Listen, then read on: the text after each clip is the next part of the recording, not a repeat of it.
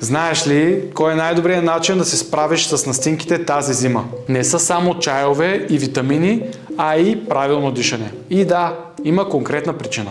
Зимата е сезона, в който въздухът става сух и студен. Ако дишаш през устата, този въздух директно влиза към гърлото. Не е овлажнен, не е филтриран и ледено студен. В резултат гърлото се дразни, лигавицата отслабва и става много по-податлива на вируси. Точно за това настинките се хващат толкова лесно. Носът обаче работи напълно различно. Той затопля въздуха, овлажнява го и блокира голяма част от частиците, които иначе стигат до белите дробове. Проблемът е, че точно през зимата носът по-често се запушва и тялото автоматично преминава към устно дишане, което отваря врата за настинките.